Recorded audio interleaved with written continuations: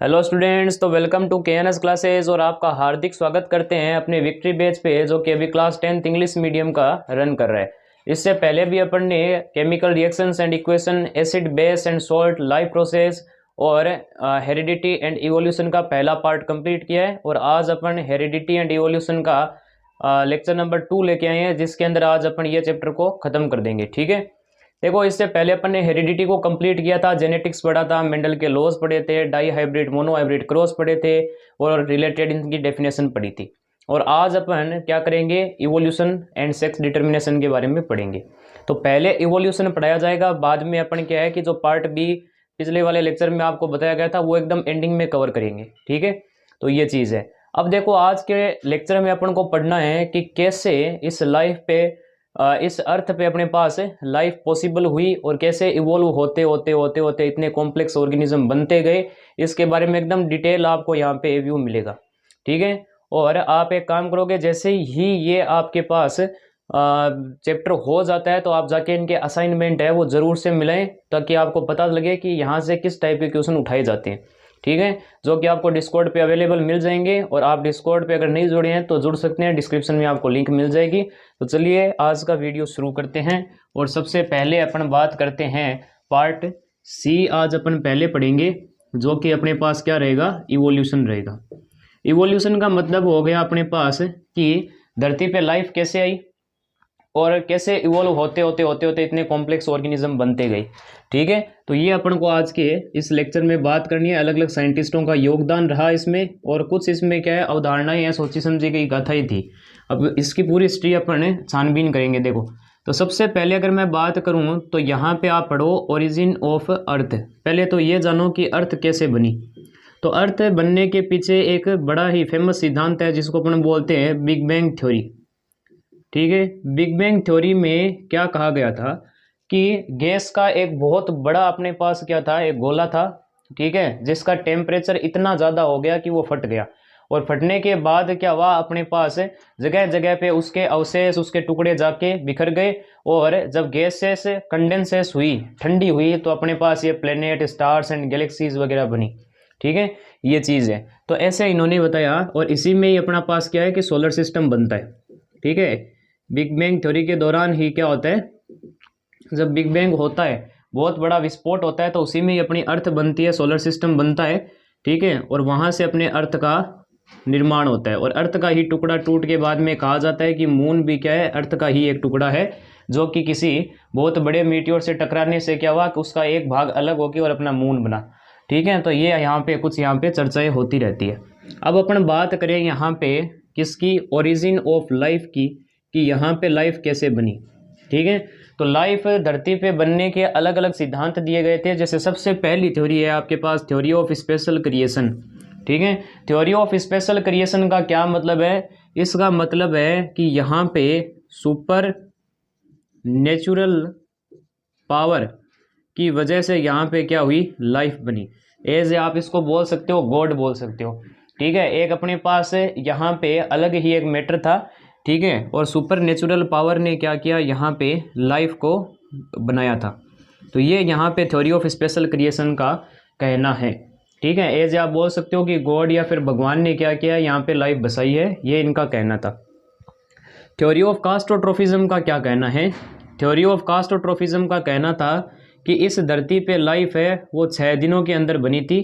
ठीक है, 6 days life formation, यानी 6 दिनों के अंदर यहाँ पे लाइफ का निर्माण होता है। ठीक है, और 6th डे पे क्या होता है, ह्यूमंस आते हैं, इनका ये बोलना था। ठीक है, 6th डे पे क्या आते हैं, ह्यूमंस आते हैं, ये इस थ्योरी का कहना है। अवधारणाएं हैं अलग अलग। इसने कहा कि भाई कोई सुपर नेचुरल पावर थी, एज ए भगवान मान लो, और उन्होंने यहाँ पे क्या किया, निर्माण किया। अब यहाँ पे थ्योरी ऑफ कास्टोट्रोफिज्म का क्या कहना है, इन्होंने कहा कि भाई लाइफ है वो पूरे धरती पे 6 दिन के अंदर अंदर बनी, और 6ठे दिन पे क्या हुए, अपने पास ह्यूमंस का निर्माण होता है। ठीक है, यानी ह्यूमन बनते हैं, ये चीज़ है। थ्योरी ऑफ स्पॉन्टेनियस जनरेशन, भाई साहब इनका तो एक अलग ही कहना था। इन्होंने कहा कि ऑल लिविंग ऑर्गेनिजम्स, ठीक है, all living organisms are derived from non living things. ठीक है, नॉन लिविंग थिंग्स।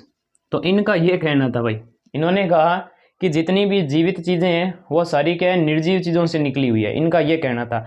देखो एक ईल नाम सुना होगा, ठीक है, जो कि समुद्रों के किनारों पे आपको क्या है कि मिट्टी के अंदर या फिर कीचड़ के अंदर आपको मिलेगी, ठीक है। तो इन भाई साहब ने जब निकलते हुए देखा, इन थ्योरी को देने वालों ने, तो उन्होंने देखा कि भाई कीचड़ में से वो ईल निकल रही है, तो इन्होंने कहा कीचड़ ने ईल का निर्माण किया है, यानी नॉन लिविंग थिंग बनी है, ठीक है, नॉन लिविंग थिंग से लिविंग थिंग बनी है, इनको ऐसा कुछ प्रतीत हुआ।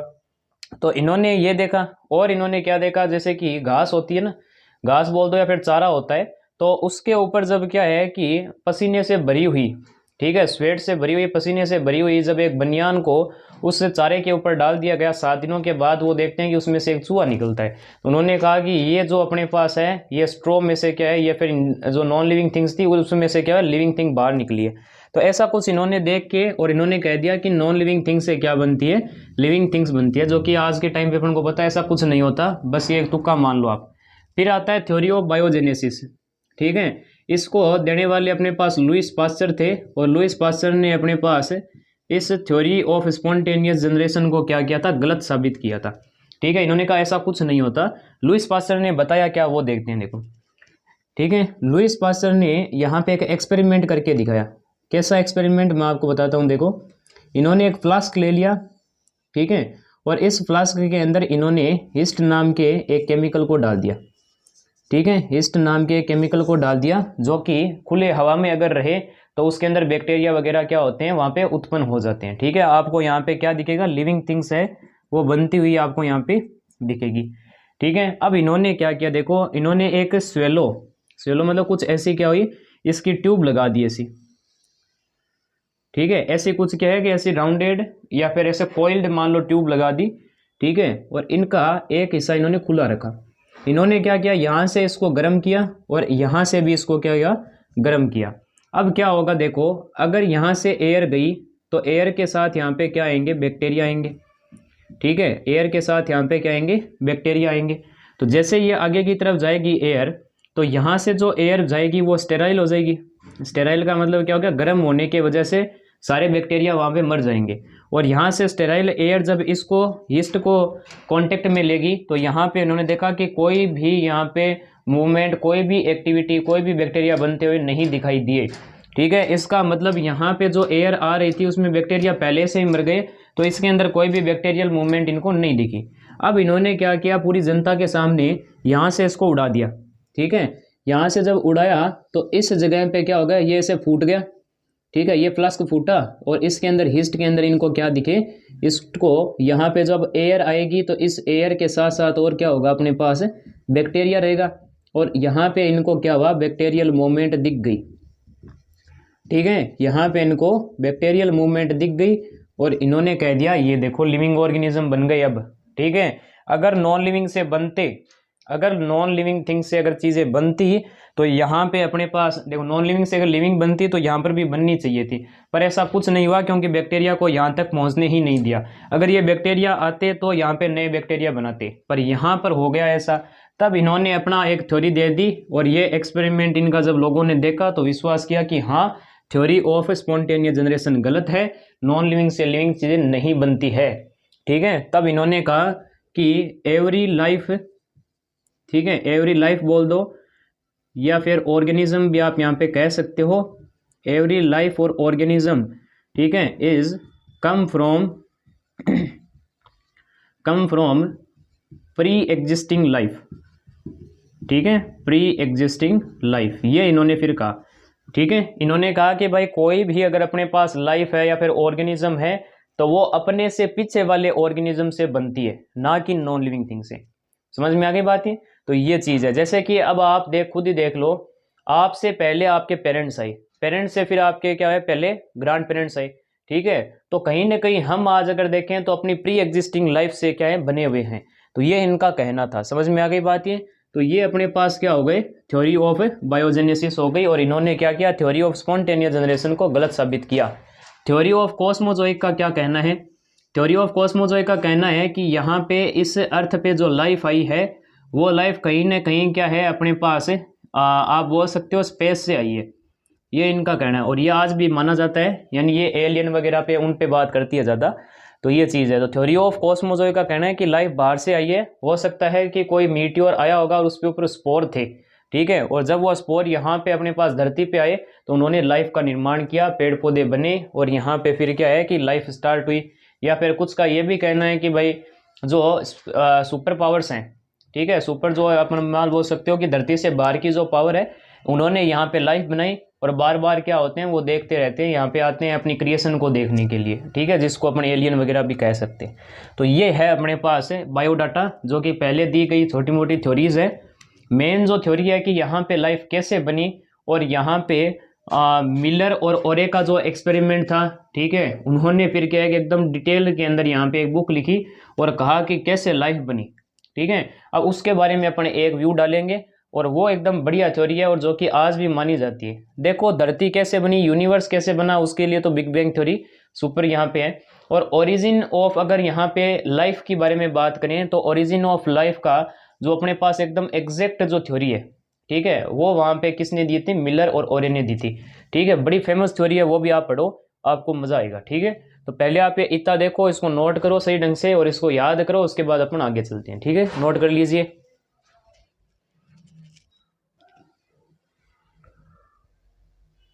तो अब अपने आगे चलते हैं और पढ़ते हैं theory of chemical origin of life. यानी कि यहाँ पर सभी चीज़ों में मतलब ये है कि लाइफ बनते समय पे जितनी भी चीज़ें यूज़ में हुई थी वो पहले से धरती पे मौजूद थी और उससे कैसे लाइफ बनी, ये थ्योरी बोलती है और इस थ्योरी को अपन मानते भी हैं। और इसका एक एक्सपेरिमेंटल अपने पास वेरिफिकेशन भी है, इसको भी अपने समझेंगे। तो सबसे पहले देखो इस थ्योरी ने कहा क्या, ठीक है। तो इस थ्योरी का जो कहना था अपने पास वो क्या है, वो देखो। इन्होंने कहा भाई जब अर्थ बन रही थी, ठीक है, तो उसके ऊपर क्या था, केवल लावा था, ठीक है। क्योंकि अर्थ जब क्या है कि मतलब सन या फिर इससे जब टूटी होगी या फिर बहुत बड़े जो अपने पास मैंने कहा कि विस्फोट हुआ था, तो उस समय पे अर्थ अपनी बहुत गर्म थी, ठीक है। भारी भारी जो चट्टानें थी वो नीचे बैठ गई और ऊपर लावा था, ठीक है, ये चीज़ हो गई। यानी लावा था यानी हीट थी बहुत ज़्यादा, यहाँ पे समझ में आ गई बात ये। और इस पे क्या हो रहा था अपने पास, साथ ही साथ यहाँ पे देखो लाइटनिंग चल रही थी। लाइटनिंग मतलब क्या हो गया, बिजली कड़क रही थी, समझ में आ गई बात ये। यानी कि बादल वगैरह भी थे यहाँ पे इस समय पे, क्लाउड्स भी थे, ठीक है, जो कि H2O से भरे हुए थे। और मैं यहाँ पे अगर बात बताऊँ तो ओजोन फॉर्मेशन तो हुई नहीं थी, ओजोन तो बने नहीं। तो ओजोन अगर अपने पास नहीं था, क्योंकि ऑक्सीजन तो है नहीं अभी अपने पास है, तो ऑक्सीजन नहीं है तो ओजोन नहीं था, ओजोन नहीं था तो सन की अल्ट्रावायलेट रेज डायरेक्ट क्या हो रही थी, अर्थ के अंदर आ रही थी। बहुत ज़्यादा यहाँ पे क्या था, रेडियो एक्टिविटी भी था। तो रेडियो एक्टिविटी भी यहाँ पे बहुत ज़्यादा थी, यूरेनियम थोरियम की, ठीक है। तो इन सब को मिलाया जाए तो अर्थ के पास क्या थी, ह्यूज अमाउंट ऑफ एनर्जी थी, ठीक है। अर्थ के पास अपने पास क्या थी, ह्यूज अमाउंट ऑफ एनर्जी, यानी बहुत ज़्यादा अर्थ के पास क्या थी, अपने पास एनर्जी थी। और साथ ही साथ अगर मैं यहाँ पे बताऊँ तो CH4 NH3 और यहाँ पे H2, ये तीन मेन गैसें हैं। मेथेन जो कि उस समय पे थी, मेथेन, अमोनिया, ठीक है, अमोनिया और हाइड्रोजन, ठीक है। तो इनका जो रेशियो था 2:1:2 में अपने अर्थ पे था उस समय पे, ऐसा माना जाता है। और अगर मैं यहाँ पे आपको कुछ पॉइंट बताऊँ तो इस जगह पे क्या हो रहा था, जैसे मान लो वाटर भी मौजूद था उस समय में, ठीक है, वाटर था अपने पास, तो वाटर क्या होता अपने पास, इवेपोरेट हो जाता, बादल बनाता और लगातार कंटिन्यूस क्या होती, रेन होती। रेन के कारण क्या होता अपने पास, रेन है वो बहुत ज़्यादा हो रही थी उस समय पे, तो चट्टानों के बीच में क्या हुआ कि ये रेन धंसने लगी, ठीक है, रेन है वो जाने लगी चट्टानों के बीच में से होते हुए। तो यहाँ पे इन्होंने क्या किया, हॉट पॉन्ड्स यानी गर्म पानी के ये हो गए, तालाब वगैरह हो गए, ठीक है, समुद्र वगैरह, इनका यहाँ पे क्या हुआ, निर्माण हुआ, ठीक है, इनका क्या हुआ, यहाँ निर्माण हुआ। और धीरे धीरे ज़्यादा रेन होने से क्या हुआ, फिर अर्थ का टेम्परेचर भी डाउन होता गया, ठीक है, अर्थ का टेम्परेचर भी क्या होता गया, डाउन होता गया। तो वाटर के अंदर जब CH4, मेथेन, ये जो मेथेन है, अमोनिया और हाइड्रोजन, ये जब क्या हुए अपने पास सब साथ में मिले, तो इन्होंने कुछ क्या हुए, माइक्रो बायोमोलिक्यूल्स बनाए थे। क्या बनाए थे, माइक्रो बायोमोलिक्यूल्स। जैसे कि अपने पास सबूत दिया जाता है यहाँ पे अमीनो एसिड का, ठीक है, कुछ अमीनो एसिड बने थे, देखेंगे कौन से थे वो वहाँ पे। और अमीनो एसिड ने मिल के यहाँ पे प्रोटीन बनाया और प्रोटीन अपन को पता है अपना शरीर है वो क्या होता है, जैसे चमड़ी, बाल वगैरह, ये सारे नाखून वगैरह अपने क्या होते हैं, प्रोटीन से बनते हैं। तो बायोमोलिक्यूल बन गया, ठीक है। तो बायोमोलिक्यूल बना, प्रोटीन बने, ठीक है। और भी यहाँ पे लिपिड, फैट वगैरह का यहाँ पे सबूत दिया जाता है। तो प्रोटीन, न्यूक्लिक एसिड वगैरह ये जब बने तो इन्होंने सबसे पहली लाइफ अपने पास कहाँ पे बनाई, समुद्र में, ठीक है। तो पहली जो लाइफ है वो कहाँ से आई है, मतलब किस में थी, सी में थी। तो फर्स्ट जो लाइफ है वो अपने पास समुद्र में पाई जाती है, ठीक है। कहा जाता है पहले हेट्रोट्रोप्स आए थे, ठीक है। हेट्रोट्रोप्स का मतलब क्या हो गया, यानी कि कुछ साइनोबैक्टीरिया वगैरह ये जो होते हैं बैक्टीरिया वगैरह, ठीक है, कुछ फंजाई वगैरह ये पहले आए थे।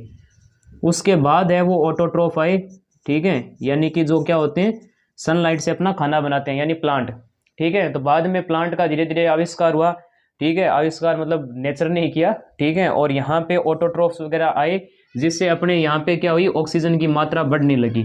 और अपने एटमॉस्फेयर के अंदर क्या थी, ऑक्सीजन तो थी नहीं, यानी रिड्यूसिंग नेचर का अपने पास क्या था, रिड्यूसिंग, ठीक है, एटमॉस्फेयर अपने पास था। तो रिड्यूसिंग एटमॉस्फेयर था अपने पास, धीरे धीरे ऑक्सीजन आई तो रिड्यूसिंग एटमॉस्फेयर किसके अंदर कन्वर्ट हो गया, ऑक्सीडाइजिंग एटमॉस्फेयर के अंदर कन्वर्ट हो गया। समझ में आ गई बात, ये चीज़ है। फिर क्या हुई, ओजोन बनी। तो ओजोन ने क्या किया, धरती पे आने वाली अल्ट्रावायलेट रेज को अंदर आने से रोका, ठीक है। और एटमॉस्फेयर जैसे अपने पास क्या हुआ, ये लेयर बनने लगी तो धरती का एक टेम्परेचर फिक्स हो गया, ठीक है। और बाद में धीरे धीरे हेट्रोट्रोप्स में है वो ऐसे इवोल्यूशन होता गया, कैसे हुआ वो तो अपन देखेंगे ही, ठीक है। और बाद में क्या हुआ, कॉम्प्लेक्स ऑर्गेनिज्म, ह्यूमंस वगैरह, डायनासोर वगैरह, जोरासिक पीरियड के अंदर कहा जाता है डायनासोर हुआ करते थे, ठीक है। तो ये चीज़ है। अब इस बात का सबूत भी देना ज़रूरी था क्योंकि जनता सबूत मांगती है। तो यहाँ पे क्या हो गया, अपने पास सबूत भी देना था। तो सबूत बाद में लेके आए कौन, दो साइंटिस्ट जिनका नाम था मिलर एंड ओरे। और इन्होंने अपना एक्सपेरिमेंट दिया किस नाम से, मिलर एंड ओरे एक्सपेरिमेंट। इस एक्सपेरिमेंट में जैसा का जैसा यहाँ पे बताया गया है, सेम टू सेम वैसा का वैसा ही एक एक्सपेरिमेंट किया गया, वैसा का वैसा ही एनवायरनमेंट बनाया गया, ठीक है। होता क्या है कि ये अपने पास देखो यहाँ पे ऐसा कुछ यहाँ पे डिजाइनिंग की, और इस डिजाइनिंग पहले मान लो यहाँ से क्या मतलब पानी नहीं है, मान लो एक बार, ठीक है, इसको एकदम बंद किया हुआ है। तो पहले वैक्यूम पंप ऑन किया जाता है और सारी की सारी अंदर की जो एयर होगी वो सारी की सारी क्या होगी, एयर निकाल ली जाएगी, ठीक है, सारी की सारी एयर निकाल ली जाएगी। तो यहाँ से एयर को निकाला, बाद में यहाँ पे पानी भर दिया, ठीक है। अब पानी को मैं यहाँ क्या कर रहा हूँ, गर्म कर रहा हूँ। पानी को यहाँ पे क्या किया, गर्म किया। गर्म करेंगे तो भाप उठेगी, जैसा कि मैंने कहा यहाँ पे वाटर वेपर्स है वो उठ रही थी। तो जैसा का जैसा यहाँ पे क्या वाटर वेपर्स है वो यहाँ से उठती गई, ठीक है, इधर की तरफ। तो वाटर वेपर यहाँ आई। अब इस जगह पे क्या था, हाइड्रोजन, अमोनिया, मेथेन और वाटर, जैसे कि जैसे अपने पास यहाँ पे दिखाए गए थे सेम वैसे ही रेशियो के अंदर उसमें क्या किया, यहाँ पे अपन ने ये इस फ्लास्क के अंदर भर दिए और ये इलेक्ट्रोड लगा दिए जिसके बीच में स्पार्कल्स होंगे जो कि लाइटनिंग का काम करेंगे। जैसे बिजली चमक रही थी ना, तो यहाँ पर भी क्या किया इन्होंने, बिजली चमकाने के लिए एक छोटा सा यहाँ पे क्या कर दिया, डिजाइनिंग लगा दी बीच में, जो कि चिंगारियाँ उत्पन्न करेगी, जैसे कि बिजली चमक रही है वैसा कुछ लगेगा। तो ये सारा कुछ सिस्टम किया। अब जब ये क्या हुआ, सिस्टम हुआ, तो 7-8 दिन तक इन्होंने क्या किया, ऐसे ही इस एक्सपेरिमेंट को छोड़ दिया, ठीक है, ऐसे ही इस एक्सपेरिमेंट को छोड़ा। और इनको यहाँ पे क्या दिखे, इनको यहाँ पे कुछ केमिकल कंपाउंड मिले, जैसे कि ग्लाइसिन, ठीक है, एलानिन, ठीक है, और एस्पार्टिक एसिड, ठीक है, ये 3 यहाँ पे इनको अमीनो एसिड मिले, ठीक है, ये इनको क्या हुए, अमीनो एसिड मिले। और ये अमीनो एसिड बाद में क्या होता है, प्रोटीन बनाते हैं भाई, प्रोटीन की यूनिट होती है अमीनो एसिड, ठीक है। तो ये चीज़ हो गई। तो यहाँ से फिर क्या हुआ, जैसे मान लो ये चीज़ बन रही थी, ठीक है, अब वेपर के फॉर्म में होगी, ये तो गैस के फॉर्म में होगी।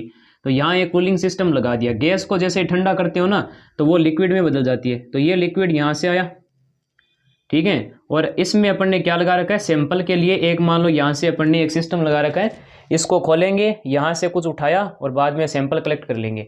और सैंपल से जब देखा गया तो यहाँ पे ये ग्लाइसिन, एलानिन, एस्पार्टिक एसिड जैसे अमीनो एसिड मिले। इसका मतलब ये थ्योरी सही है, जैसा का जैसा मतलब इन्होंने कहा कि ऐसा ऐसा हुआ होगा, सेम वैसे के वैसे इन्होंने एक्सपेरिमेंट किया और ये बात इन्होंने प्रूव कर दी, ठीक है, ये बात इन्होंने प्रूव कर दी कि हाँ ऐसा ही हुआ है, ठीक है, ऐसे ही लाइफ बनी है। और ये थ्योरी आज भी अपने पास मौजूद है, चलती है, ठीक है, पूरी दुनिया मानती है इस थ्योरी को। तो पहले आप ये नोट करो, उसके बाद है वो अपन आगे चलते हैं, ठीक है। तो ये मैंने बता दिया लाइफ कैसे बनी, धरती कैसे बनी, यूनिवर्स का कैसे आविष्कार हुआ, और कौन कौन सी थ्योरी है वो ओरिजिन ऑफ लाइफ पे डिपेंड करती है। तो मैंने यहाँ पे बता दिया लाइफ कैसे बनी। अब अपन चलेंगे इवोल्यूशन की तरफ कि कैसे अलग अलग प्रकार के ऑर्गेनिज्म में इवोल्यूशन होता गया, बदलाव होते गए, और बाद में कैसे कॉम्प्लेक्स अपने पास है ऑर्गेनिज्म है वो बने हैं। तो पहले ये नोट करो, उसके बाद अपन आगे चलते हैं। नोट कर लीजिए। तो अब अपने आगे चलते हैं, ठीक है, और इवोल्यूशन में अपन आगे चलेंगे। तो सबसे पहले अपन पढ़ते हैं इनहेरिटेड, ठीक है, इनहेरिटेड एंड एक्वायर्ड कैरेक्टर्स, ठीक है। तो देखो यहाँ पे क्या होता है, इनहेरिटेड जो कैरेक्टर्स होते हैं वो आपके क्या होते हैं, वो जन्म से होते हैं, जन्मजात होते हैं। यानी ये क्या होते हैं अपने पास, जेनेटिकली होते हैं, ठीक है, जेनेटिकली कैरेक्टर्स होते हैं जो कि पेरेंट्स से आते हैं, ठीक है, ये जन्मजात है। जैसे कि मान लो हेयर कलर हो गया, ठीक है, हेयर कलर हो गया, और कलर ऑफ स्किन हो गया, स्किन का कलर हो गया, कलर ऑफ आई, ठीक है, हाइट। तो ये सारी चीज़ें क्या होती है, ये अपने क्या होते हैं, पेरेंट्स से मिलती है। तो ये जेनेटिकली क्या होते हैं, कंट्रोल्ड कैरेक्टर्स होते हैं, जिनको अपन इनहेरिटेड कैरेक्टर्स बोल देते हैं। समझ में आ गई, इनको अपन इनहेरिटेड कैरेक्टर्स बोलते हैं। और अक्वायर्ड कौन से होते हैं, अक्वायर्ड होते हैं जो अपन क्या करते हैं, जन्म लेने के बाद सीखते हैं, ठीक है। जब जन्म लेने के बाद आप सीखते हो, यानी कि जेनेटिकली कैरेक्टर नहीं होते ये, ठीक है, ये जेनेटिकली कैरेक्टर्स नहीं होते हैं। समझ में आ गई, इनको अपन क्या करते हैं, आफ्टर बर्थ सीखते हैं, ठीक है, आफ्टर बर्थ सीखे जाते हैं ये। समझ में आ गई। जैसे कि मान लो बाईसाइक्लिंग हो गया, ठीक है, बाईसाइक्लिंग हो गया, राइट, ये हो गया, रिटन हो गया, ठीक है, रीडिंग हो गई, तो राइटिंग, रीडिंग, ठीक है, और ये आपके जो भी हैं बुक रीडिंग वगैरह जो भी आप सीखते हो, तो ठीक है, तो वो चीज़ हो गई। तो उनको अपन क्या बोलते हैं, एक्वायर्ड कैरेक्टर्स बोले जाते हैं, ठीक है। तो ये चीज़ आपको ध्यान में रखनी चाहिए, एक्वायर्ड कैरेक्टर्स हो गई ये, जिनको अपन जन्म लेने के बाद सीखते हैं, ठीक है। तो ये आप ध्यान में रखोगे, इनको इनहेरिटेड एंड एक्वायर्ड कैरेक्टर्स बोलते हैं। अब अपन पढ़ते हैं डार्विनिज्म, ठीक है, और इन्होंने बताया इवोल्यूशन कैसे होता है। तो चार्ल्स डार्विन नाम के एक साइंटिस्ट हुए थे, ठीक है, चार्ल्स डार्विन नाम के एक साइंटिस्ट हुए थे, और इन साइंटिस्ट ने क्या कहा अपन को, इन साइंटिस्ट ने कहा कि इवोल्यूशन कैसे होता है, ठीक है। जब देखो ये 22 साल की उम्र के थे, ठीक है, जब ये 22 ईयर्स के थे, तो अपनी SHM नाम की एक बोट थी, और उसमें चढ़ के अलग अलग देशों में ये घूम रहे थे, और वो जगह देख रहे थे जहाँ पे क्या हो, यूज वेराइटीज ऑफ स्पीसीज हो, यानी बहुत अलग अलग प्रकार के एनिमल एक जगह पे मिल जाए। तो इनको यूगो पैलेस नाम का एक आइलैंड था, वो इनको मिला, जहाँ पे बहुत अलग अलग प्रकार की वहाँ पे क्या थी, वेराइटीज़ थी एनिमल्स की, बर्ड्स की। तो उनको क्या है कि वो आइलैंड बहुत ही अट्रैक्ट किया, और वहाँ जाके इन्होंने अपनी खोज है वो शुरू की। और इन्होंने क्या किए, 3 पॉइंट बताए। कौन से 3 पॉइंट थे? सबसे पहला इन्होंने ये कहा कि अपने पास यहाँ पे क्या होता है, देखो, जब चार्ल्स डार्विन ने देखा कि एक स्टार फिश लाखों संख्या के अंदर अंडे दे रही है, ठीक है, एक स्टार फिश लाखों संख्या के अंदर अपने पास क्या कर रही है, अंडे दे रही है। तो उन अंडों में से क्या है, ऐसा तो है नहीं लाखों में जो लाख है उन लाखों की लाखों में से क्या हो जाएंगे, अपने पास स्टार फिश निकल जाएगी, ऐसा तो होगा नहीं, ठीक है। तो ऐसा अगर नहीं होगा तो इसका मतलब क्या है, अगर ऐसा होता तो फिर पूरे समुद्र फिर स्टार फिश से ही भर जाती ना। तो ये चीज़ है, तो ऐसा तो कुछ हुआ नहीं। तो इन्होंने फिर क्या कहा, इन्होंने कहा कि भाई साहब आप एक काम करो, देखो ऐसा ज़रूरी नहीं है कि सारे अंडों में से क्या है कि स्टारफिश है वो निकले, ठीक है, और निकल के फिर क्या हो जाए, इवॉल्व हो जाए और डेवलप हो जाए, ठीक है। हाँ, अंडों में से निकल सकती है स्टारफिश, कुछ अंडे ऐसे भी होंगे जिसमें से नहीं भी निकलेगी, कुछ ऐसे होंगे जिनमें निकलने के बाद क्या है कि थोड़े समय के बाद वो मर जाएंगे, और कुछ है वो क्या होंगे, अपने पास अपनी लाइफ का एग्जिस्टेंस रखेंगे। तो यहाँ पे फिर इन्होंने पहला पॉइंट कहा कि भाई साहब जितने भी यहाँ पे आपको एनिमल्स वगैरह दिख रहे हैं वो सारे क्या करते हैं, स्ट्रगल फॉर देयर एग्जिस्टेंस, ठीक है, अपने एग्जिस्टेंस, अपने अस्तित्व को बनाने के लिए वो क्या करते हैं, स्ट्रगल करते हैं, ठीक है।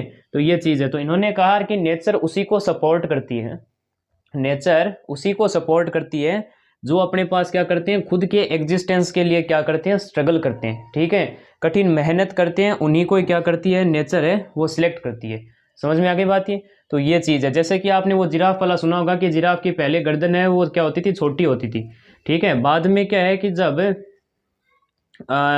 वो मतलब खाना खाते थे या फिर मतलब जो भी है चारा वगैरह चरते थे या फिर पत्तियां वगैरह खाते थे, तो क्या होता था अपने पास उनको अपनी गर्दन ऊपर करनी पड़ती थी, ठीक है, लगातार ऊपर करते रहे ताकि वो क्या हो, पेड़ तक पहुंच सके, पेड़ की टहनियों तक पहुंच सके। तो उन्होंने लगातार क्या किया, अपने एग्जिस्टेंस के लिए स्ट्रगल किया, ठीक है, और बाद में नेचर ने उसको क्या दे दी, लंबी गर्दन दे दी, ठीक है। तो जिसका कोई काम नहीं होता ना, वो उसको क्या कर देते हैं अपने पास यहाँ पे स्ट्रगल से हटा दिया जाता है। समझ में आ गई बात ये? तो स्ट्रगल फॉर देयर एग्जिस्टेंस, ये अपने पास डार्विन ने पहला अपना पॉइंट दिया। दूसरा डार्विन ने यहाँ पे क्या कहा, ठीक है, दूसरा डार्विन ने कहा बाद में होती है नेचुरल सिलेक्शन, ठीक है, क्या होती है, नेचुरल सिलेक्शन।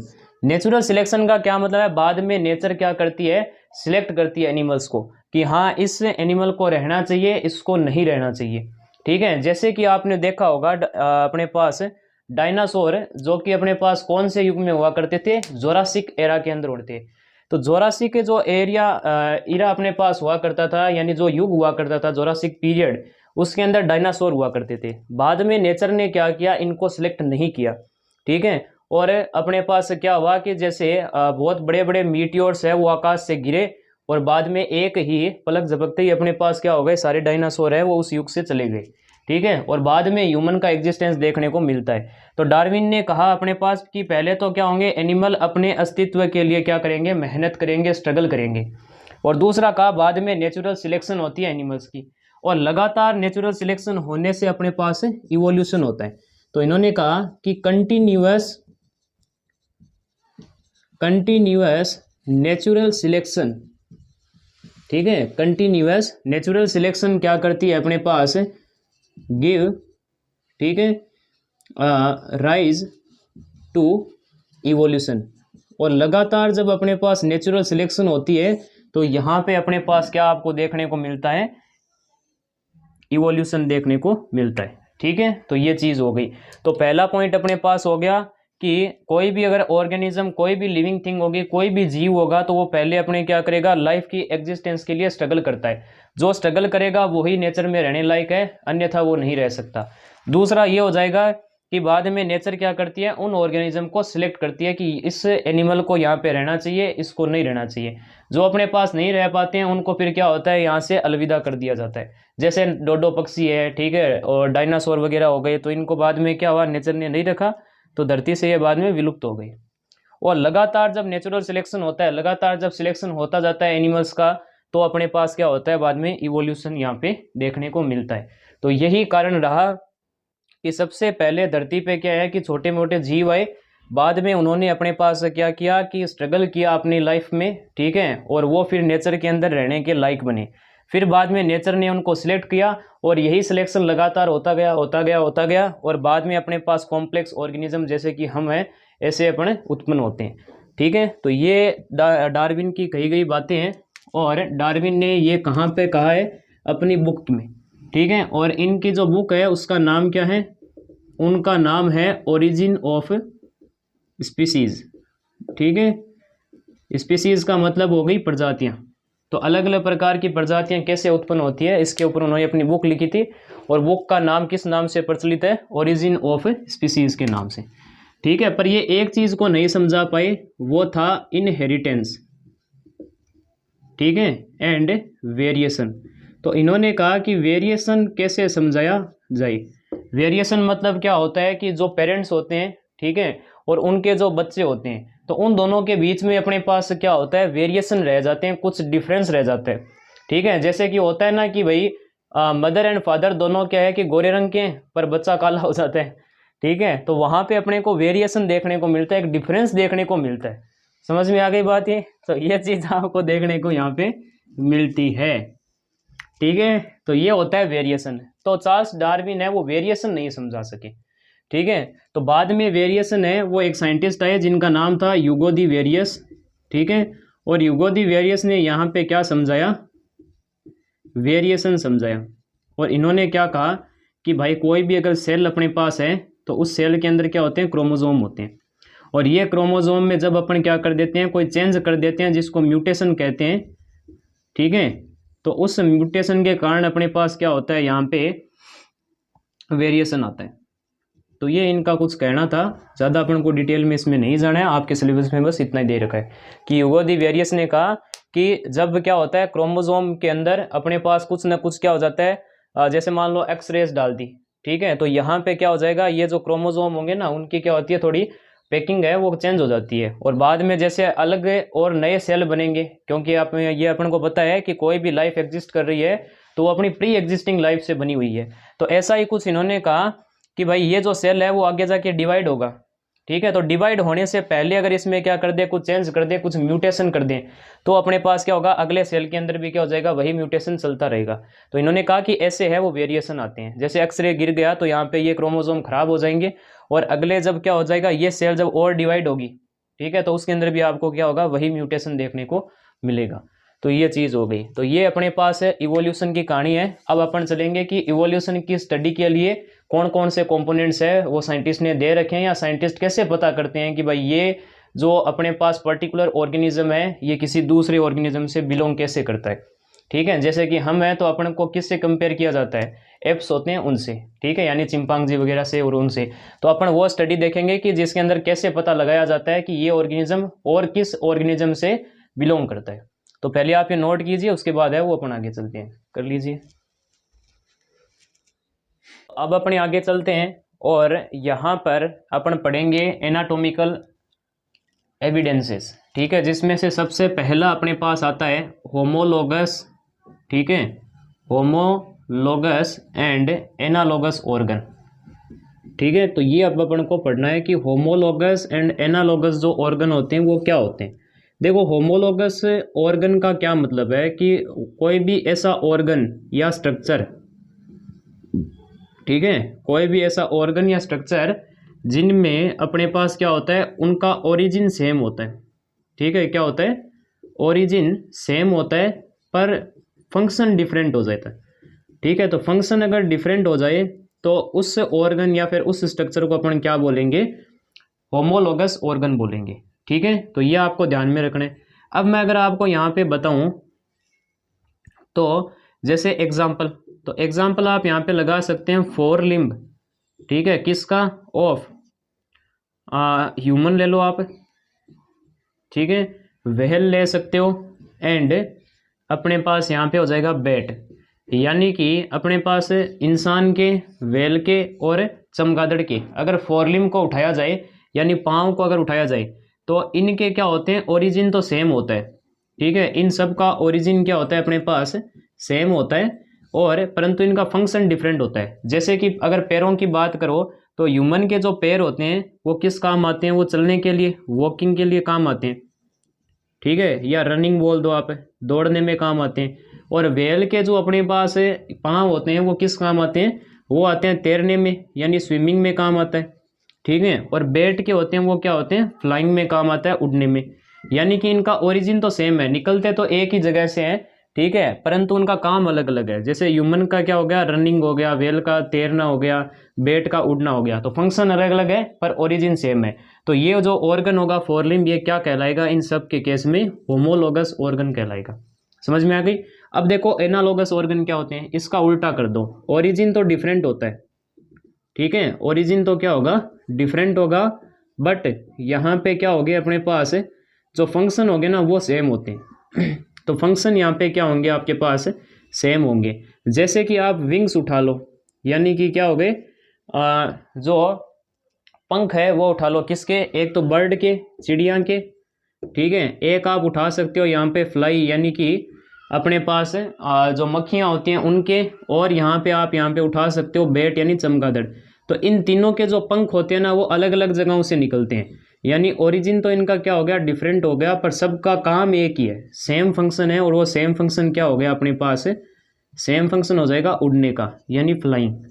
समझ में आ गई बात ये। तो origin different but function same, ठीक है, उसको अपन क्या बोल देंगे, तो विंग्स यहाँ पे इस केस में क्या हो जाएगा, एनालोगस ऑर्गन हो जाएगा। समझ में आ गई। तो वो स्ट्रक्चर या वो ऑर्गन जिसका ओरिजिन सेम होता है पर फंक्शन डिफरेंट होता है उसको होमोलोगस ऑर्गन बोलते हैं। जिनका अपने पास ओरिजिन क्या होता है, डिफरेंट बट फंक्शन सेम होता है, उनको एनालोगस ऑर्गन कहा जाता है। समझ में आ गई बात ये, ठीक है। अब अपन चलते हैं सेकंड, ठीक है, एनाटॉमिकल एविडेंस किसी भी ऑर्गेनिज्म का जो कि है वेस्टिजियल ऑर्गन, ठीक है, वेस्टिजियल ऑर्गन एंड अटाविज्म। तो ये क्या होते हैं वो देखो। वेस्टिजियल ऑर्गन्स का मतलब होता है कि प्रेजेंट टाइम में उस ऑर्गेनिज्म का वो ऑर्गन विलुप्त हो चुका है, पर उनके एंसिस्टर्स जो थे, पूर्वज थे, उनमें वो गुण धर्म पाया जाता था। जैसे कि अपने पास अगर मैं बात करूं, ये समझ में आ गया ना, वेस्टिजियल ऑर्गन यानी पूर्वजों के अंदर कुछ ऑर्गन हुआ करते थे, पर आज के टाइम पे थोड़ा सा उसका अवशेष बाकी रहता है और बाकी वो पूरा ऑर्गन विलुप्त हो चुका है। तो ऐसे ऑर्गन वेस्टिजियल ऑर्गन कहलाते हैं। जैसे कि अपने बॉडी पे हेयर हो गए, ठीक है, हेयर ऑन बॉडी। पहले बहुत ज़्यादा क्या होते थे, हेयर उगा करते थे पूरे बॉडी पे, हर जगहों पे, अपने पूर्वजों पे। और बाद में अपने पास क्या हुआ कि आज के टाइम पे बहुत कम बाल उगते हैं। समझ में आ गई बात ये। और आप यहाँ पे क्या उठा सकते हो, आप यहाँ पे उठा सकते हो वर्मीफॉर्म अपेंडिक्स। वर्मीफॉर्म अपेंडिक्स देखो, लाइफ प्रोसेस वाले चैप्टर के अंदर मैंने कहा था कि अपेंडिक्स अपने पहले हुआ करती थी, अब छोटा सा पार्ट बचा है। तो अपेंडिक्स भी अपने पास क्या हो गया, वेस्टिजियल ऑर्गन हो गया। हेयर ऑन बॉडी भी, ये भी एक वेस्टिजियल आप मान सकते हो स्ट्रक्चर। और आप यहाँ पे क्या उठा सकते हो, यहाँ पे आप विजडम टूथ उठा सकते हो। अब जो विजडम टूथ होती है यानी कि अकल जाड़, वो भी क्या है अपने पास, एक वेस्टिजियल ऑर्गन है, ठीक है। और अटाविज्म का क्या मतलब होता है कि कई बार क्या होता है, जब कोई भी मान लो ये कि चाइल्ड जब बर्थ लेता है तो उनमें क्या होते हैं, कुछ वेस्टिजियल ऑर्गन डेवलप हो जाते हैं बीच में, यानी कि पूर्वजों के गुण उनके अंदर आ जाते हैं। जैसे कि पूरी बॉडी पे हेयर होना, ठीक है, और वर्मीफॉर्म अपेंडिक्स है वो क्या होती है, निकल जाना, ठीक है, ताकि वो फिर क्या होती है, किडनी के टच करने लगती है ना, तो बाद में ऑपरेशन करवा के निकालना पड़ता है। और जैसे कि पूंछ हो गई, कईयों के ऐसा भी होता है कई बार कि पूंछ भी निकल जाती है। तो ऐसे जो कैरेक्टर्स होते हैं ना, जो क्या होते हैं अपने पास अभी 8% में क्या होते हैं, किसी के आ जाते हैं, तो वो एटाविज्म कहलाता है। और एटाविज्म से अपने पास क्या ये साबित होता है, ठीक है, ये जो पढ़ा रहे हैं ना आपसे, आपको पढ़ाया जा रहा है, ये क्या होता है, स्टडी में मदद करता है। जैसे होमोलोगस अगर ऑर्गन और एनालोगस ऑर्गन की बात की जाए तो यहाँ पे ये क्या करते हैं, इन सभी ऑर्गेनिज्म को क्या होते हैं, रिलेट कर सकते हैं अपन आपस में, ठीक है। अब वेस्टिजियल ऑर्गन हो गया, एटाविज्म हो गया, तो इनसे अपन को क्या पता चलता है कि अपने पूर्वजों में कौन कौन से कैरेक्टर्स हुआ करते थे, ठीक है। तो ये सारे कुछ हो गए। तो अपने एनिस्टर्स और जो प्रीवियस लाइफ है उसके बारे में अपन पता लगा सकते हैं। नेक्स्ट अपने पास हो जाएगा यहाँ पे क्या, फॉसिल। तो फॉसिल्स भी क्या होते हैं अपने पास, इस स्टडी में मदद करते हैं। फॉसिल होते हैं क्या है कि कोई भी ऑर्गेनिज्म के हड्डियां, कुछ अवशेष, ठीक है, या फिर मान लो बहुत पुराना अगर कोई ऑर्गेनिज्म है, ठीक है, तो वो क्या होता है अपने पास चट्टानों के बीच में फंस जाता है। और बाद में क्या होता है कि वो धीरे धीरे नेचर क्या करती है, उसको गला देती है हड्डियों सहित, ठीक है। फिर क्या होता है, उन चट्टानों के बीच में उसका क्या होता है, प्रिंट बन जाता है। और प्रिंट बनने के बाद अपन क्या करते हैं, उन चट्टानों को जब खोदते हैं तो अपन को वो प्रिंट मिलते हैं। फिर अपन क्या करते हैं, उसके अंदर पीओपी वगैरह डाल के और उसका पूरा का पूरा प्रिंट बाहर निकाल देते हैं, वो भी फॉसिल होता है। समझ में आ गई बात ये। तो ये चीज़ हो गई। या फिर कई बार क्या होता है कि कोई भी चीज़ प्रिजर्व हो जाती है, कोई भी चीज़ प्रिजर्व हो जाती है। जैसे कि अपने पास एक मूवी के अंदर आपने देखा होगा, ठीक है, नाम नहीं लेंगे उसका, अपने पास क्या होता है कि एक मच्छर है, ठीक है, उसने डायनासोर का खून पिया और बाद में वो किसी क्या हो गया, गूंद, जो पेड़ से गूंद निकलता है उसके अंदर जाके क्या हो गया, धस गया। बाद में जब कई लाखों सालों बाद उस मच्छर को निकाला गया तो उसमें से पाया गया कि वो खून डायनासोर का था, ठीक है। तो वो पूरा का पूरा मच्छर ही क्या हुआ, प्रिजर्व हो गया उसके अंदर, ठीक है। तो कई बार प्रिजर्वेशन से भी आपको ऑर्गेनिज्म मिलते हैं। बर्फ के अंदर कोई चीज मतलब ऑर्गेनिज्म धस गया तो वो भी प्रिजर्व हो जाता है। तो ये सारे क्या होते हैं, फॉसिल कहलाते हैं। समझ में आ गया। और फॉसिल भी अपन को क्या होता है, ये एक अंदाजा लगाता है। उसके बाद अपने पास यहाँ पे मैं बात करूँ तो इवोल्यूशन का लास्ट टॉपिक बचता है, जो कि है स्पेसिएशन, ठीक है। स्पेसिएशन क्या होता है, देखो स्पेसिएशन ये होता है कि कोई भी मान लो एक ग्रुप है किसी लिविंग ऑर्गेनिज्म का, ठीक है, कोई भी मान लो एक ग्रुप है किसी लिविंग ऑर्गेनिज्म का, ठीक है, और वो क्या करता है, अगर यहाँ से बाहर निकल के इस ग्रुप से बाहर निकल जाता है और अपनी ही कोई लाइफ जीने लगता है और उसके अंदर धीरे धीरे इवोल्यूशन हो जाता है, ठीक है। मान लो उसने नेचर में क्या है कि ज़्यादा संघर्ष कर लिया तो उसमें इवोल्यूशन हो जाएगा और वो एक क्या हो जाएगा, एक नए ग्रुप का निर्माण करेगा, जो कि ये ग्रुप और ये ग्रुप आपस में कभी भी रिप्रोडक्शन नहीं कर सकते, ठीक है। तो ये जो प्रोसेस होता है ना, इसको अपन क्या बोलते हैं, स्पेसिएशन बोलते हैं, ठीक है। कोई भी ऐसा ग्रुप और लिविंग ऑर्गेनिज्म है, वो क्या होता है, इस ग्रुप से निकल के और ज़्यादा इवोल्यूशन करके और अपना ही एक नया ग्रुप बना लेता है। और ये ग्रुप नया और वो पुराना वाला ग्रुप ये आपस में क्या है, रिप्रोडक्शन करके और नए ऑर्गेनिज्म नहीं बना सकते हैं। तो इसको अपन क्या बोलते हैं, स्पेसिएशन बोलते हैं। समझ में आ गई बात ये। तो ये अपना इवोल्यूशन पार्ट तो हो गया खत्म। अब अपन पढ़ेंगे सेक्स डिटर्मिनेशन के बारे में एंड ब्लड ग्रुपिंग कैसे होती है। ठीक है, तो पहले आप ये नोट करो, उसके बाद अपन आगे चलते हैं, कर लीजिए। तो अब अपने आगे चलते हैं और लास्ट टॉपिक की तरफ अपन आ गए हैं और ये चैप्टर खत्म होने वाला है, थोड़ा सा वेट और कीजिए आप। तो यहाँ पे अपने पास क्या होता है, नेक्स्ट जो टॉपिक है वो है सेक्स डिटर्मिनेशन। ठीक है, तो ये क्या होता है, इस टॉपिक के बारे में अपन बात करेंगे। ठीक है, तो सेक्स डिटर्मिनेशन की डेफिनेशन ये है कि कोई भी देखो एक ऐसी प्रोसेस, द प्रोसेस इन विच अपन क्या करते हैं, वी डिटरमाइन। ठीक है, डिटरमाइन का मतलब होता है जानना, determine the gender of any living organism, यानी किसी भी लिविंग ऑर्गेनिज्म का अगर अपन क्या करते हैं, जेंडर डिटरमाइन करते हैं, तो वो जो प्रोसेस होती है उसको बोलते हैं सेक्स डिटर्मिनेशन। ठीक है, कि भाई वो मेल है या फिर वो फीमेल है, ऐसा अपने पास यहाँ पे होता है। अब अगर अपनी ह्यूमंस की बात करें या फिर किसी भी ऑर्गेनिज्म की बात करें, तो वहाँ पे अपने पास क्या होता है, क्रोमोजोम होता है। ठीक है, तो यहाँ पे जो क्रोमोजोम्स होंगे अपने पास, क्रोमोजोम क्या होते हैं अपने पास, देखो अब ह्यूमन की बात करो या मैमल्स की, बर्ड्स की, कुछ इंसेक्ट की अगर आप यहाँ पे बात करो, तो आप यहाँ पे देखोगे कि जो सेक्स होता है ना वो कहाँ से आता है। ठीक है, या फिर जो जेंडर होता है, ठीक है, किसी भी लिंग निर्धारण की अगर बात करें तो वो शुरुआत में जन्म से कहाँ आता है, तो वो आता है क्रोमोजोम से, यानी जेनेटिकली कंट्रोल्ड होता है ये। ठीक है, ये जेनेटिकली कंट्रोल्ड होता है, यह जेनेटिक्स से कंट्रोल होता है, यानी कि इनके लिए क्या होता है, जेंडर के लिए एक फिक्स अपने पास क्या होते हैं, जीन्स होते हैं, और वही जीन क्या करते हैं, डिसाइड करते हैं कि किसी भी जो हाइब्रिड होगा या फिर जो भी अपने पास ये है कि बच्चा होगा तो उसके अपने पास जेंडर क्या रखना है। ठीक है, तो जीन्स डिसाइड करते हैं अपने पास, तो इसलिए बोला है जेनेटिकली कंट्रोल्ड होता है। अब जैसे कि अपन यहाँ पे ह्यूमंस के केस में बात करें तो टोटल 23 पेयर्स के क्या होते हैं, क्रोमोजोम होते हैं, और उसमें से क्या होता है, एक पेयर क्या होता है अपने पास यहाँ पे, जिसको अपन बोलते हैं, एक पेयर को सेक्स क्रोमोजोम बोलते हैं। टोटल अपने पास 23 पेयर है, उसमें से एक पेयर क्या होता है अपने पास यहाँ पे सेक्स को डिसाइड करता है, तो उसको बोलते हैं अपने पास सेक्स क्रोमोजोम। समझ में आ गई बात ये, तो ये आपको ध्यान में रखना है। अब 23 पेयर में, पेयर मतलब हो गया जोड़ा, दो का, तो टोटल कितने हो गए, 46 पेयर हो गए, क्या सॉरी 46 क्रोमोजोम हो गए। ठीक है, तो 46 क्रोमोजोम अपने पास हो गए। अब इन 46 में से क्या हो जाएगा, 44 क्रोमोजोम जो होंगे, ठीक है, उनको अपन ऑटोजोम बोलते हैं, जो कि अपने अदर कैरेक्टर्स को कंट्रोल करते हैं। ठीक है, अदर जो कैरेक्टर्स होते हैं ना, बालों का रंग, ठीक है, आंखों का कलर, तो ये इनको डिसाइड करते हैं। तो अदर कैरेक्टर्स क्या होते हैं, हैंडल होते हैं इनसे। और एक जो अपने पास होते हैं, 2 क्रोमोजोम हो जाएंगे, और 2 क्रोमोजोम है, ठीक है, वो क्या डिसाइड करते हैं, वो किसी का भी जेंडर डिसाइड करेंगे कि मेल होगा या फिर फीमेल होगा। समझ में आ गई बात ये। जैसे कि अगर मैं बात करूं तो यहाँ पे आप देखते हो कि मेल और फीमेल में कैसे अपने पास यहाँ पे क्रोमोजोम रहते हैं। तो फीमेल के अंदर आप देखते हो कि XX नाम के क्रोमोजोम यहाँ पे पाए जाते हैं, और मेल के अंदर XY नाम के क्रोमोजोम पाए जाते हैं। ठीक है, यानी कि जो जीन होते हैं इनका कुछ X शेप रहता है ऐसा। ठीक है, ऐसा एकदम एग्जैक्ट ऐसा ही होता है, इस वजह से इसका X नाम रखा गया है बस। और एक क्या होता है अपने पास, मेल के अंदर कुछ ऐसा पाया जाता है, यानी एक आर्म क्या होता है यहाँ पे गायब होता है, तो इस वजह से उसको Y नाम दे दिया। तो ऐसे अपने पास क्रोमोजोम होते हैं। अगर XY क्रोमोजोम होता है तो वो मेल होता है, और XX होता है तो वो फीमेल होता है। समझ में आ गई बात ये। अब फीमेल में अगर आप यहाँ पे देखो तो आपको दिख रहे होंगे दोनों पेयर एक जैसे हैं, तो ये हो जाएंगे होमोजाइगस। क्या हो जाएंगे, होमोजाइगस पेयर हो जाएगा। और यहाँ पे 2 अलग अलग है, तो ये कैसा हो जाएगा, हेटेरोजाइगस हो जाएगा। समझ में आ गई बात ये, तो ये आपको ध्यान में रखना है।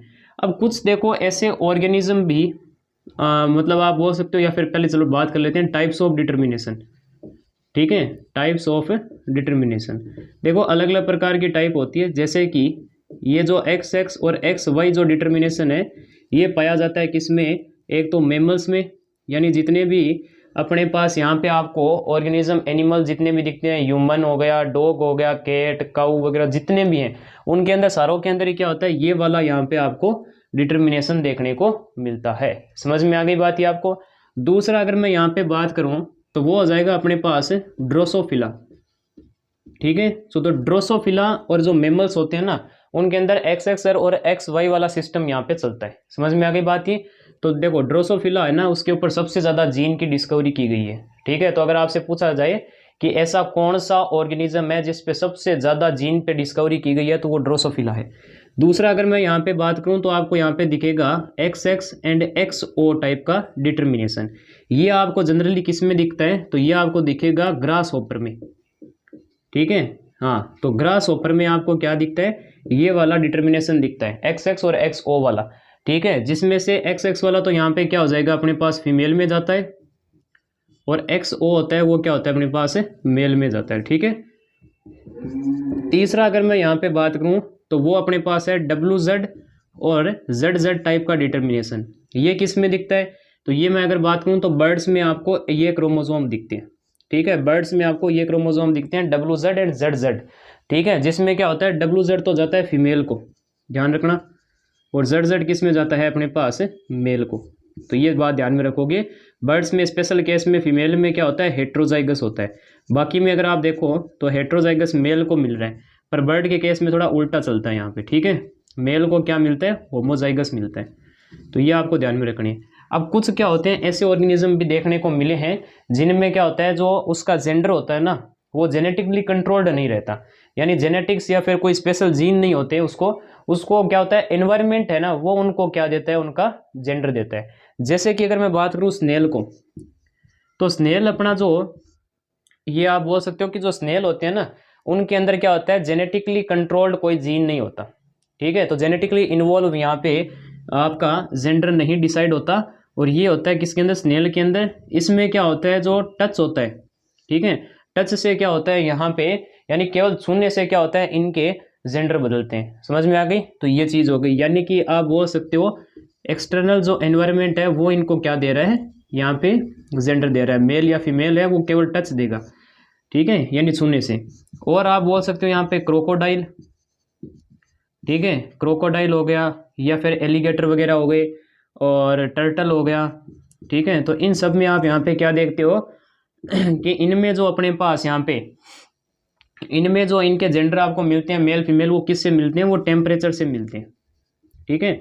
अगर इनके एम्ब्रियो को, यानी कि जिससे क्या होता है अपने पास मतलब ये बोल सकते हो कि बच्चे होने से पहले अपने पास एम्ब्रियो बनता है, और उस एम्ब्रियो को अगर क्या करते हो, अगर 25 डिग्री सेल्सियस टेम्परेचर, ठीक है, 25 से 27 डिग्री सेल्सियस के बीच में रखते हो, ठीक है, तो यहाँ पे क्या होता है, फीमेल बनती है।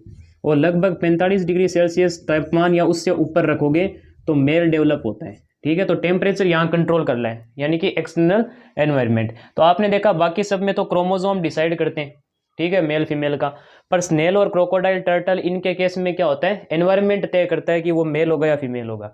जैसे टच हो गया, टेम्परेचर हो गया, ये चीज़ें क्या होती है यहाँ पे आपके डिसाइड करती है। अब अगर मैं यहाँ पे बात करूँ तो आप यहाँ पे ये एक चीज़ देख सकते हो कि जैसे मान लो अपने पास एक, मैंने मान लो मेल उठा लिया, एक फीमेल उठा लिया, और यहाँ पे अपने पास मेल के क्या होंगे, अपने पास टोटल 44 क्रोमोसोम होंगे, और साथ में XY क्रोमोसोम होगा।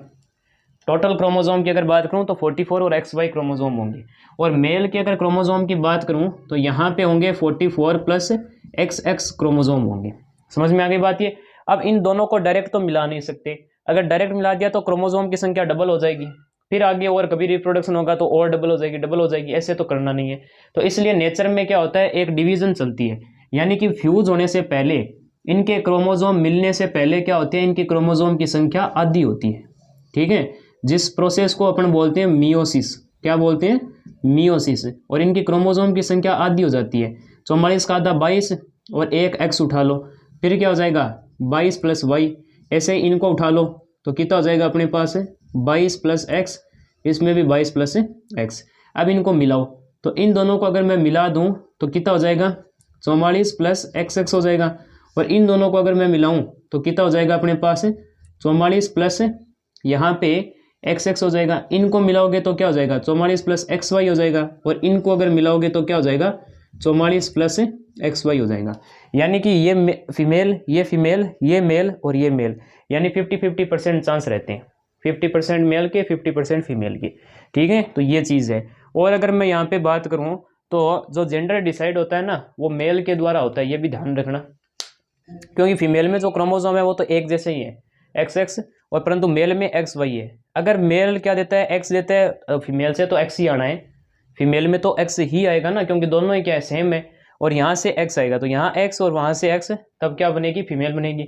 अब यहाँ से एक्स आया और यहाँ से मान लो वाई आ गया, तब अपने पास क्या होगा, तब अपने पास यहाँ पे मेल डेवलप होगा। ठीक है, तो ये आपको ध्यान में रखना है। तो जेंडर मेल डिसाइड करता है, ना कि फीमेल। ठीक है, एक पुरानी अवधारणा आपने सुनी होगी कि अगर लड़की होती थी तो क्या होता था, जो उसकी हस्बैंड की वाइफ होती थी उसको पूरा दोष जाता था कि लड़की हुई है तो तेरी वजह से हुई है, जबकि ऐसा कुछ नहीं होता। अगर साइंस की मानो तो वो मेल से डिसाइड होता है। ठीक है, यानी कि जो हस्बैंड होता है उससे क्या होता है, यहाँ पे ये जेंडर डिसाइड होता है। समझ में आ गई बात ये? तो ये चीज़ है। तो ये अपन ने पढ़ लिया यहाँ का सेक्स डिटर्मिनेशन। अब अपन चलते हैं ब्लड ग्रुपिंग की तरफ, जो कि एक एक्स्ट्रा टॉपिक हम आपको पढ़ा रहे हैं। ठीक है, तो वो आप पहले एकदम डिटेल में देखो, हो सकता है आपके कहीं आगे काम आए, तो उसको भी आप देख के चलो, क्योंकि इतना चैप्टर आपने कंप्लीट कर लिया, 5-10 मिनट की और बात है, और बाद में ये चैप्टर आपके फिनिश हो जाएगा। तो पहले ये नोट करो, उसके बाद अपन आगे चलते हैं। कर लीजिए। तो अब अपने आगे चलते हैं। ठीक है, और ब्लड ग्रुपिंग को डिस्कस करेंगे। और ब्लड ग्रुपिंग को डिस्कस करने से पहले आप यहाँ पे एक 3 छोटे छोटे टर्म्स है वो पढ़ लो पहले। सबसे पहला तो है डोमिनेंस। ठीक है, डोमिनेंस। डोमिनेंस का क्या मतलब होता है कि दो कैरेक्टर में से क्या होता है, एक जो कैरेक्टर होता है ना वो क्या करता है, डोमिनेट करता है किसी दूसरे पे। ठीक है, डोमिनेट ऑन अदर।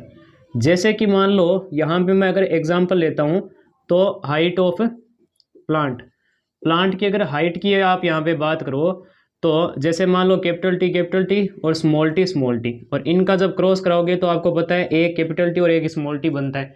पिछले लेक्चर में अपन ने देखा था, और ये होती है F1 जनरेशन होती है। ठीक है, F1 जनरेशन में बात करो तो यहाँ पे देखो इसका 100% क्या है, यहाँ पे एक्सप्रेशन है, ये अपने आप को 100% एक्सप्रेशन दे रहा है, जबकि यहाँ पे ये 0% एक्सप्रेशन दे रहा है। तो यहाँ पे आपको देख रहा होगा कि एक ने क्या किया, दूसरे के ऊपर कंप्लीट डोमिनेंस कर गया। तो ऐसा जो कैरेक्टर होता है ना उसको डोमिनेंस बोला जाता है। समझ में आ गई बात ये? एक होता है अपने पास इनकम्प्लीट डोमिनेंस। ठीक है, क्या होता है, इनकम्प्लीट डोमिनेंस। ठीक है देखो अगर मैं यहाँ पे बात करूँ तो जो अपने पास देखो ये पेरेंट के जीन होते हैं। ठीक है, ये पेरेंट जीन होते हैं, और इस हाइब्रिड की अगर मानो तो डोमिनेंस में क्या होता है कि इसकी F1 जनरेशन किससे रिसेंबल करता है, यानी किससे मेल खाता है, किसी एक पेरेंट से। ठीक है, वन ऑफ द पेरेंट, यानी किसी एक पेरेंट से क्या होगा यहाँ पे ये रिसेंबल करेगा, यानी मेल खाएगा। समझ में आ गई? यानी ये देखो कंप्लीटली किस पे है, जैसे मान लो ये क्या है, मेल है और ये फीमेल के क्या है, जीन है। तो ये जो अपने पास हाइब्रिड बन रहा है वो कंप्लीटली किस पे गया है, अपने पास किस पे गया है, अपने पास बताओ, मेल पे गया ना। तो ये चीज़ हो गई, यानी किसी एक पेरेंट पे डिपेंड करता है। दूसरा अगर मैं यहाँ पे बात करूँ तो इनकम्प्लीट डोमिनेंस में क्या होता है, दोनों की चलती है, दोनों पेरेंट के क्या होते हैं, गुण आते हैं। जैसे कि मैं अगर बात करूँ तो 5 o'clock प्लांट की ले लो बात, 5 o'clock प्लांट। जैसे मान लो मैंने क्या कर लिया, यहाँ पे कलर ऑफ फ्लावर को ले लिया। ठीक है, तो कलर ऑफ फ्लावर में क्या होगा अपने पास, एक तो रेड कलर होता है और एक वाइट कलर होता है। रेड के लिए मान लो मैंने जीन ले लिया कैपिटल आर, और वाइट के लिए स्मॉल आर यहाँ पे जीन ले लिए। इन दोनों का क्रॉस होगा तो एक कैपिटल आर और एक स्मॉल आर बनेगा। इसका अकॉर्डिंग होना चाहिए था रेड, पर रेड न होके यहाँ पे पिंक होता है, यानी दोनों का मिला जुला कॉम्बिनेशन होता है। रेड और वाइट को मिलाने पे पिंक नहीं बनता क्या, तो वही चीज़ हो गई। यानी यहाँ पे जो आ रहा है ना, ठीक है, वो अपने पास क्या है कि पेरेंट्स में से किसी एक की क्या होंगे, ज़्यादा गुण आ जाएगा। जैसे रेड कलर ज़्यादा आ गया ना यहाँ पे, तो ये 50% ज़्यादा है, और ये 50% क्या हो गया, वाइट का जो कैरेक्टर था वो कम आया है, रेड का ज़्यादा आया है। यानी किसी एक पेरेंट का गुण ज़्यादा आएगा, एक का कम आएगा, तो इसको आप क्या बोलते हो, इनकम्प्लीट डोमिनेंस बोलते हो। समझ में आ गई बात ये? और एक अपने पास होता है को डोमिनेंस। को डोमिनेंस में क्या होता है अपने पास कि 100% यहाँ पे क्या होता है, रिसेंबल होता है, मेल का भी और फीमेल का भी। कैसे, वो मैं आपको बताता हूँ। तो देखो अगर मैं ब्लड ग्रुप की बात करूँ तो एक ब्लड ग्रुप होता है ए, एक होता है बी, एक होता है ए बी, और एक होता है ओ। अगर इनके जीन की अगर बात करो तो ए के जीन होते हैं आई ए और स्मॉल आई। बी का होता है अपने पास I B small I, A B का होता है आई ए आई बी, और ओ का होता है स्मॉल आई स्मॉल आई। ये इनके जीन है जो ब्लड ग्रुप को क्या करते हैं, कंट्रोल करते हैं। मान लो मेरे पास यहाँ पे क्या है कि एक फादर है और मदर है। फादर का ब्लड ग्रुप मान लो यहाँ पे क्या है ए, और मदर का है बी, यानी कि फादर के अपने पास क्या होंगे, कैपिटल आई ए और स्मॉल आई, ये इसके क्या होंगे, जीन होंगे, और इसके क्या होंगे, आई बी और स्मॉल आई। ठीक है, अब इन दोनों को अगर मैं क्रॉस करवाऊँ तो आप चेकर बोर्ड बनाओगे ऐसे, ठीक है, ऐसे चेकर बोर्ड बनाओगे। यहाँ है आई ए, यहाँ है स्मॉल आई, यहाँ है आई बी, यहाँ है small I, I A I B, तो ये आई ए ये आई बी, और यहाँ पे स्मॉल आई और आई बी, तो आई बी स्मॉल आई ए और स्मॉल आई, तो आई ए स्मॉल आई, ये दोनों हो जाएंगे। यानी जो पहला अपने पास यहाँ पे दिख रहा है आपको, ठीक है, जो पहला हाइब्रिड है उसका ब्लड ग्रुप जाएगा ए बी, दूसरे का जाएगा बी, तीसरे का जाएगा ए, और चौथे हाइब्रिड का जाएगा ब्लड ग्रुप ओ। ठीक है, मान लो एक बार कि जाइगोट में क्या हो गया, ये चला गया, ए बी मान लो ब्लड ग्रुप है, वो क्या हो गया, मान लो हाइब्रिड का आ गया, यानी कि बच्चे का मान लो ब्लड ग्रुप ए बी है। ठीक है, तो ए बी के अंदर क्या होता है अपने पास जो जीन होंगे आई ए और आई बी। ठीक है, इसमें क्या होता है, आई ए का भी क्या होता है 100% एक्सप्रेशन चलता है, यानी यहाँ पे ये आई ए क्या करता है 100% खुद को एक्सप्रेस करता है, और आई बी भी क्या करता है 100% खुद को एक्सप्रेस करता है।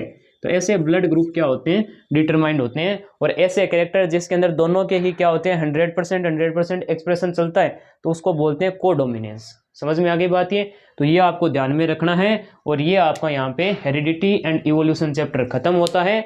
नेक्स्ट लेक्चर जल्दी आएगा फिजिक्स का, तो तब तक के लिए पढ़ाई करते रहे। जय राजस्थान।